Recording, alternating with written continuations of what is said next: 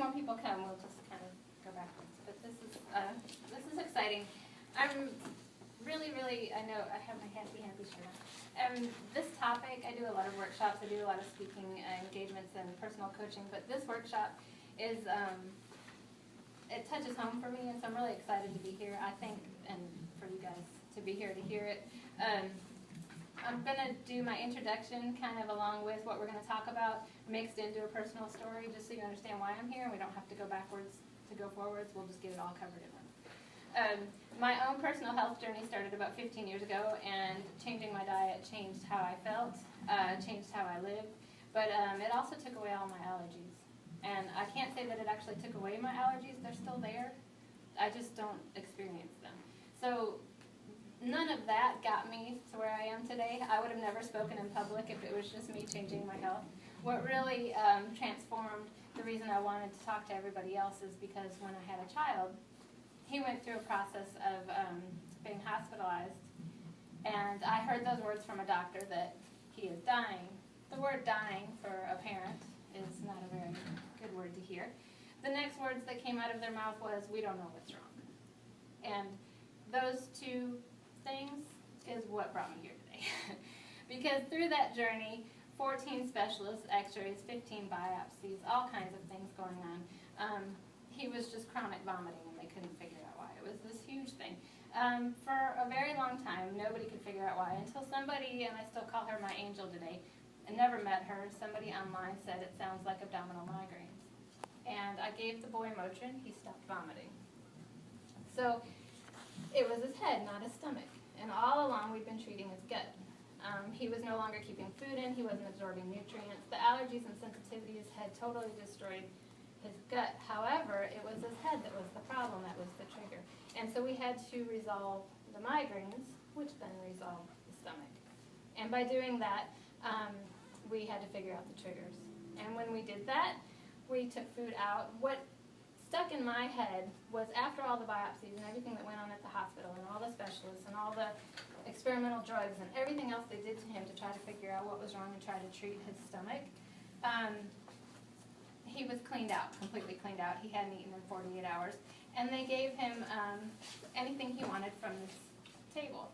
It was macaroni and cheese, pizza, and all these other things, French fries. This horrible thing in the hospital is what they gave him for his first food back into his stomach. And by 3 a.m. he was vomiting again. Okay, it has to be the food, right? So then it started, and even though I knew all of this in my own body for all those years prior, it wasn't until he got sick that I realized he wasn't sick at all. It was what was being fed to him. In my house, I wasn't feeding him those things because I was living and eating clean, so I was feeding him that way. He started school, and everyone told me that he was getting the flu, he was getting the viruses. I mean, I don't know if you guys have experienced it. It's viral, and they send you on your way. It's not always viral, it's what we're putting in our bodies. And so at school they were giving him foods for snacks, and I was feeding him his lunches, so I knew he was eating well. But it was the snacks, it was the once-a-week pizza day, it was all of those things that were starting the chronic vomiting cycle, which would last. Wheat stays in our bodies for up to a week after we've consumed it. So it doesn't stay in our body, the response stays in our body. And there are certain foods like that for him that were continuously happening. Once we eliminated some of these foods, his migraines went away, his ear infections went away, his vomiting went away, and he was completely well. So he's 11 now, not dead, continuously thriving, and all because we changed his food. And that made me want to scream. It made me want to yell. It made me want to go to all those doctors and specialists and all the people that said they were trying to help him, and just shake them because there's so many other kids and people and adults of all ages going through this every day, and they're all experiencing these things, and it's the food that they're eating. That's what led me to become a public speaker, because the more the people that I could share that with, and that you can change your lives by the foods that you eat, the better, right? If we don't learn something from our struggles, then they're just struggles. They shouldn't be. They should be opportunities. And so this is an opportunity to talk to you about sensitivities and allergies, which is why I'm here.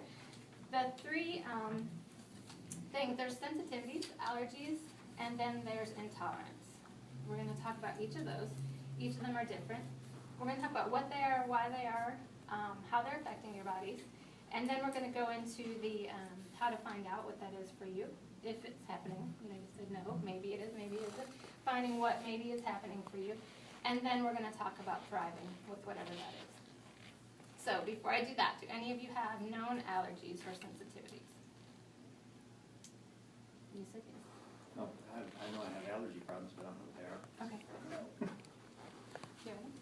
Well, tree nuts. I don't know if it's an allergy or one of those three.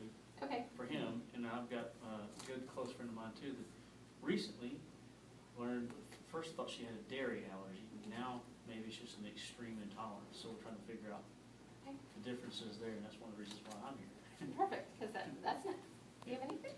Mine's just to do with the nature outside Yes. in the spring. Okay. So pollen and stuff like that. All right. So the difference between allergies, sensitivities, and intolerances. Allergies are going to be an immune response to a protein or an outside allergen.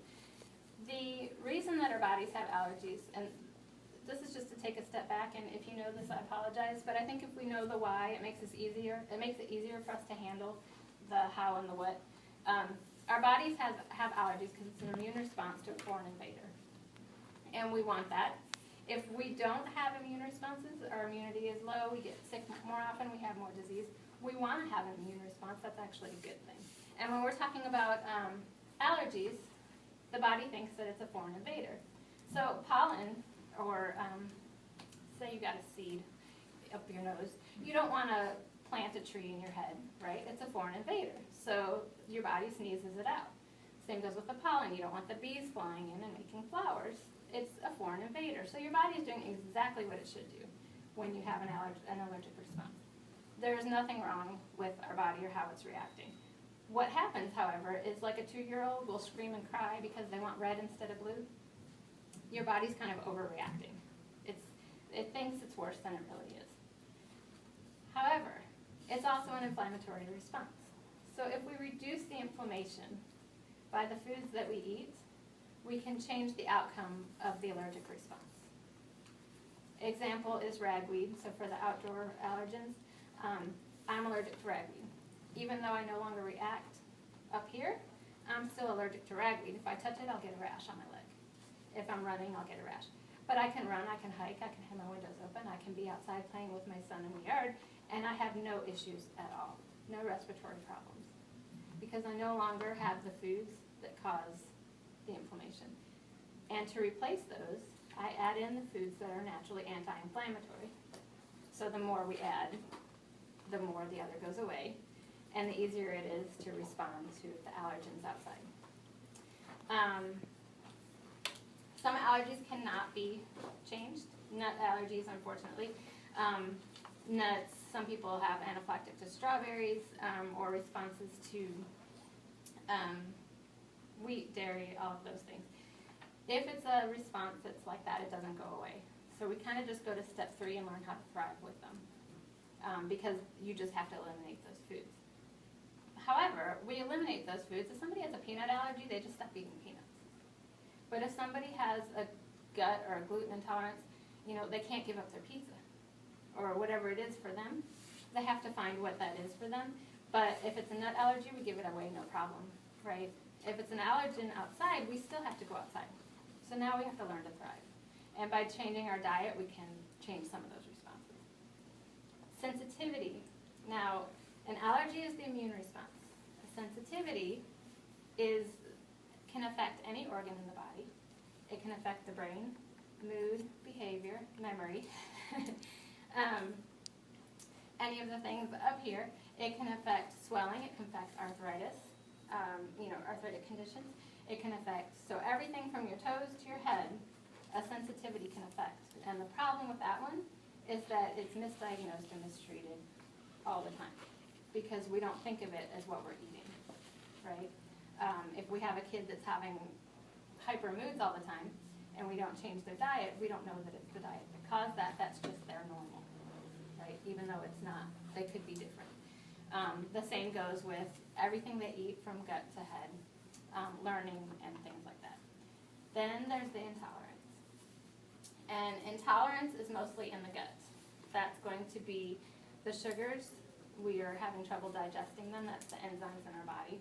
We can heal the gut. We can help with digestion. So sensitivities can be brain. Intolerances is mostly going to be in the gut. All of that said, dairy, the reason I talk about dairy so much is because it has all three. So where you were talking about your friend. The dairy has the sugars, the proteins, the fats, along with all kinds of other processing. And in that processing, there can be a sensitivity. So in my son's case, from the example I was showing you, the chronic vomiting, dairy was one of his triggers. That's not going to show up on an allergy test because he wasn't allergic to the proteins.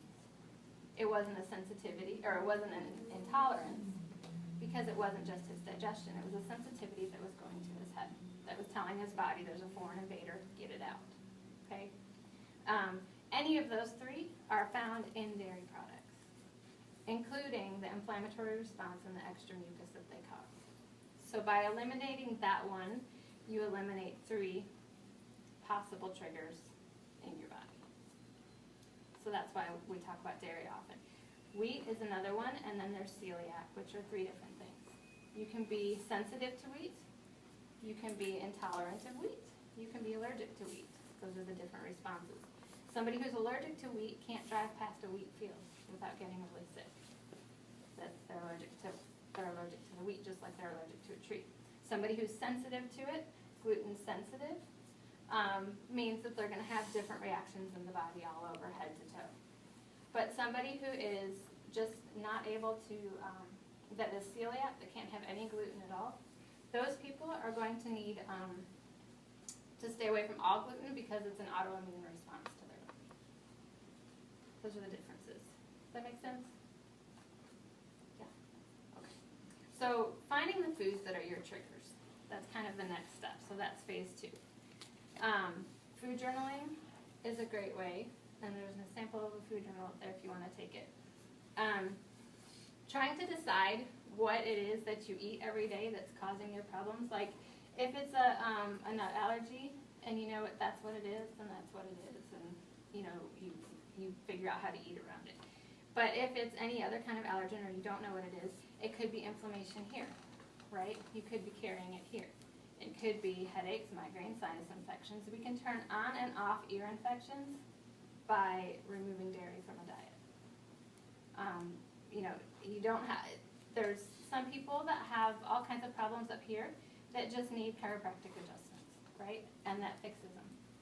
I've seen ear infections solved many times by chiropractic care, but then they keep having to come back because they're not resolving the trigger. And so figuring out what that trigger is for you, right? It's not the outdoor allergens. While that's out there, you can completely thrive with those by figuring out which food is causing you inflammation. Because when we remove the inflammation, we remove the mucus, our head starts to drain and we feel better. And it doesn't matter what it's doing outside. So in your case, how do you feel on a regular basis? Like going into spring, is that what your allergies are? Okay. Yeah. So changing the food that you eat changes that, because our mucus production and all of that is going to be caused. We're still going to find the foreign invaders. We're just going to react to it differently. Cheese. Yeah. Lots and lots of cheese. Are you being called out? Anybody else eat cheese? Yeah. I eat cheese, but not a lot, but some. Yeah. I'm a big fan of cheese. Big fan? Yeah. So I'll just touch on that for a minute, and I don't want to go down, I can go for a long time on just the dairy rant, but dairy is filled with everything that the baby cow needs to grow very large. Is it okay to go down the dairy rant? Yeah, sure. Okay. Makes the baby cow grow very large, right? And very fast. And they're going to gain hundreds and hundreds of pounds. The point of dairy is for the baby cow to grow. So the hormones, the fat, tons of sugar, even if you buy the hormone-free, which is going to be the better for you, that just means they haven't added any hormones. But the cow still has hormones, that's how it produces the milk. Okay? So all of these things that are inside of that is now we're putting that in our body. Now our body has to digest the sugar